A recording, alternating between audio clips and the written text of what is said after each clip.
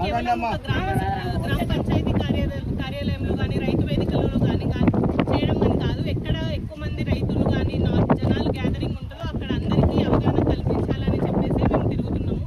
ఇప్పుడు ఆల్రెడీ పొద్దున MPDO sir నేను రెడ్డిగూడెంలో కండక్ట్ చేసినాం. ఇప్పుడు ఇక్కడ అందరూ ఈజీఎస్ సైడ్ దగ్గర చాలా మంది ఉన్నారు, అందరికీ విషయం తెలుస్తుందని చెప్పేసి ఇక్కడికి రావడం జరిగింది.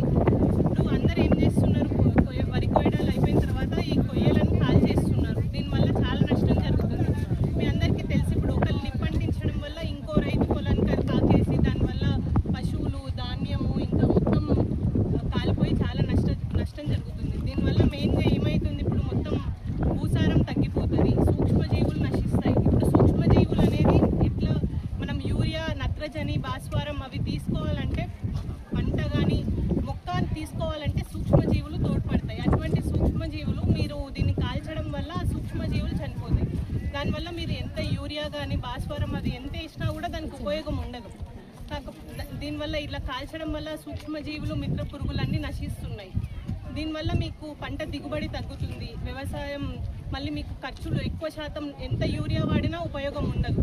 అందువల్ల ఇది కాల్చకుండా ఏం చేయాలి మరి అని అంటే ప్యాడీ మల్చర్ కానీ రొటోవేటర్ నీళ్ళు పెట్టి దీన్ని కలియదున్నాలి. లేకపోతే వేస్ట్ డికంపోజర్ అని చెప్పేసి 10 రూపాయలది ఒక బాటిల్ దొరుకుతుంది, అది నీళ్ళు పెట్టి అది వేసి ఇస్తే ఇది కుళ్ళిపోయి వరి వ్యర్థాలన్నీ కుళ్ళిపోయి అది సేంద్రియ ఎరువులాగా మారుతుంది. ఇంకా సింగిల్ సూపర్ ఫాస్ఫేట్ అని చెప్పేసి దొరుకుతుంది, అదేసి నీళ్ళు పెట్టుకున్నా కూడా అది మొత్తం కొయ్యలన్నీ కుళ్ళిపోయి అది ఎరువులాగా మారుతాయి. దీనివల్ల మీరు ఎక్కువ ఇవి ఎరువులు పడాల్సిన అవసరం కూడా ఉండదు, పంట దిగుబడి పెరుగుతుంది. ఇప్పుడు దీనివల్ల మనకి వాతావరణంలోని కాలుష్యం పెరుగుతుంది. ఇప్పుడు పంజాబ్, హర్యానా రాష్ట్రాల్లో ఈ వరి కొయ్యలు ఇంకా అక్కడ గోధుమ ఉంటుంది బాగా, అది కాల్చడం వల్ల ఏం జరిగిందంటే మొత్తం అక్కడ ఉన్న జనాలకి క్యాన్సర్ వచ్చేసింది. ప్రతిరోజు పంజాబ్, హర్యానా నుంచి ఢిల్లీకి వెళ్ళడానికి ఒక రైలు మొత్తం క్యాన్సర్కి సంబంధించిన పేషెంట్స్ వెళ్తారు. మనకు అలాంటి పరిస్థితి రావద్దు, ఇలాంటి శ్వాస సంబంధించిన వ్యాధులు, క్యాన్సర్ అటువంటి రావద్దంటే మనల్ని మనం కాపాడుకోవడానికి ఇప్పటి నుంచే మనము ఈ కొయ్యలను కాల్చకుండా మనల్ని మనం కాపాడుకుందాం. అందరూ దీన్ని కృషి చేయాలని కోరుతున్నాను. ఈ కార్యక్రమాన్ని ఉద్దేశించి సర్పంచ్ గారిని మాట్లాడవలసిందిగా కోరుతున్నాను.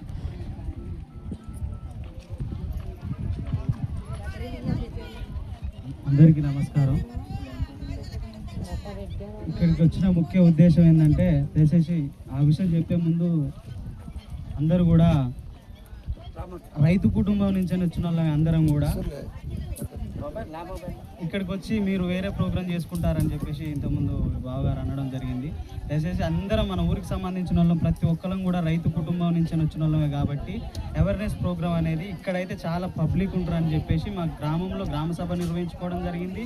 అదే ఉద్దేశంగా ఇక్కడైతే ఊరికి సంబంధించిన రైతులందరూ కూడా ఇక్కడనే ఉన్నారు కాబట్టి వీళ్ళకు కూడా అవేర్నెస్ ఇక్కడ కూడా తెలవాలి కదా. మన ఊర్లో మొన్న ఒక చిన్న ఇన్సిడెంట్ జరిగింది మన ఊర్లో. వరికోయలు బై మిస్టేక్లో ఏదో చిన్న మంట పెడితే అది పెద్దగా వ్యాపించి పెద్ద ప్రమాదం లాగా ఏర్పడింది. అందరం కూడా ఎలర్ట్ అయ్యి అందులో నేను కూడా భాగస్తున్నాయి అందరం కూడా కష్టపడి దాన్ని ఆర్పుకోవడం వల్ల మన ఊరు సురక్షితంగా మంచిగా జాగ్రత్తగా ఉంది.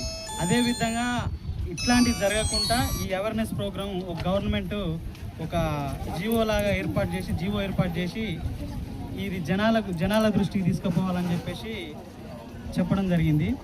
దీని ముఖ్య ఉద్దేశం ఏంటంటే మన భూమిలో ఉన్న భూసారం దెబ్బతింటుంది కాబట్టి మనం ఈ పంట వ్యర్థాలను కాల్చడం ద్వారా అన్ని రకాలుగా ఇబ్బంది జరుగుతుంది, భూమికి నష్టం జరుగుతుంది, మనుషులకు కూడా నష్టం జరుగుతుంది.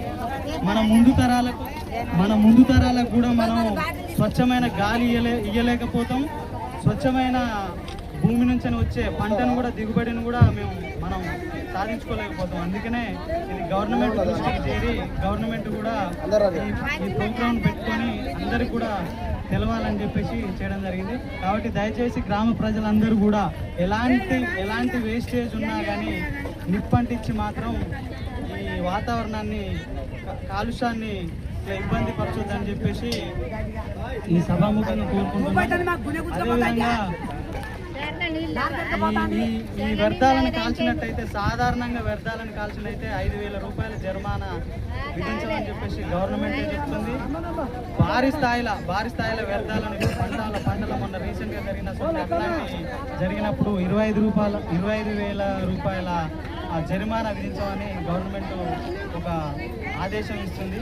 అందుకనే దయచేసి అందరూ కూడా ఒక్కరు తప్పు చేస్తే అది అంతటా కూడా వ్యాపిస్తుంది. కాబట్టి చిన్న మిస్టేక్ వల్ల అందరికీ నష్టం జరుగుతుంది. ఇదంతా మనసులో పెట్టుకొని దయచేసి కూడా ఆలోచించి అందరూ కూడా ఇలాంటి అనర్థాలు జరగకుండా ఉండాలని చెప్పేసి కోరుకుంటున్నాను.